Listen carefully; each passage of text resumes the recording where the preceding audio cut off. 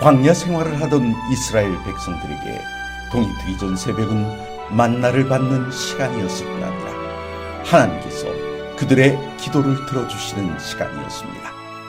오늘 우리에게도 이 아침은 하나님을 만나는 소중한 시간입니다. 그래서 말씀을 통해 하나님의 뜻을 듣고 기도를 통해 우리의 소원을 아뢰므로 하늘과 교통하는 소중한 경험을 가지고자 합니다. 오늘은 출애굽기 3장 19절과 20절의 말씀을 통해 영혼의 양식을 얻고 기도로 하루를 시작함으로 승리를 얻고자 합니다.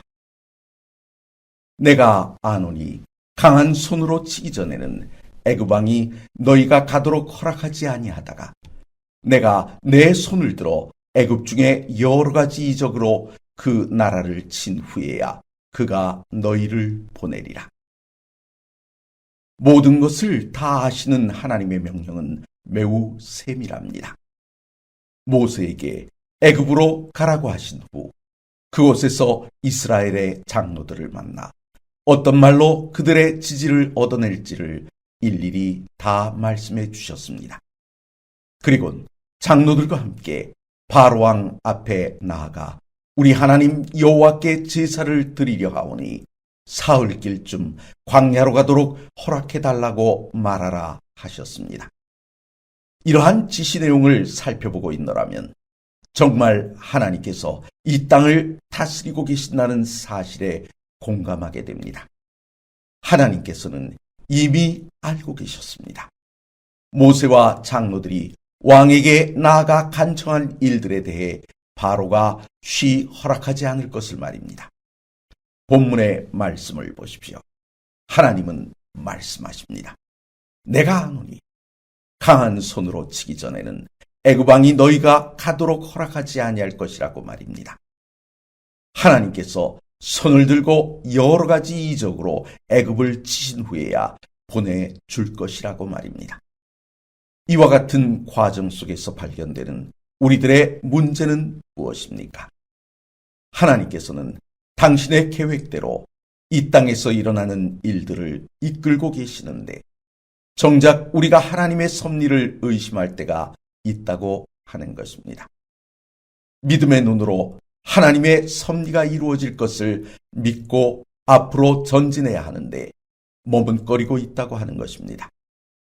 그럼 우리가 이 땅에 발을 딛고 사는 동안 기억하고 있어야 할 것은 무엇입니까? 선과 악의 싸움에서 반드시 악이 패한다는 것입니다. 비록 당장은 악이 선을 이기는 것 같지만 하나님께서 손을 들어 애굽을 치신 것처럼 악을 심판하시는 순간이 다가오면 전쟁의 승패는 하나님의 섭리대로 이루어질 것입니다. 그럼에도 불구하고 우리의 믿음이 종종 흔들리는 까닭은 무엇 때문입니까? 하나님께서 하시는 일을 인간의 시각에서 이해하려 하기 때문입니다. 우리들의 경험과 생각에서 나오는 모든 지혜는 결코 하나님의 지혜를 대신할 수 없습니다. 그래서 우리에게는 하나님의 뜻을 알고자 하는 마음이 있어야 합니다. 그 뜻을 알고자 성경을 읽고 그 뜻을 밝히 알고자 말씀을 들어야 합니다.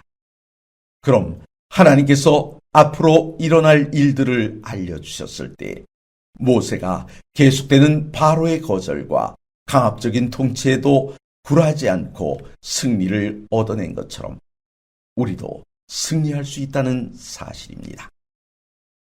사랑하는 성도 여러분, 오늘 우리는 삶의 지혜를 어디서 얻고 있습니까?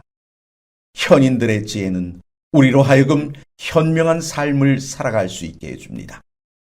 하지만 하나님의 말씀은 이 땅에서뿐 아니라 저 하늘나라에 이르기까지 승리의 삶을 살아갈 수 있는 안내자가 되어줍니다. 모세가 하나님과의 만남을 통해 가장 뛰어난 지도자가 된 것처럼 오늘 우리도 하나님과의 만남을 가져야 하지 않겠습니까? 이 시간 하나님 앞에 머리 숙여 지혜를 구하심으로 오늘 하루가 하나님과 동행하는 하루가 되시길 간절히 바랍니다.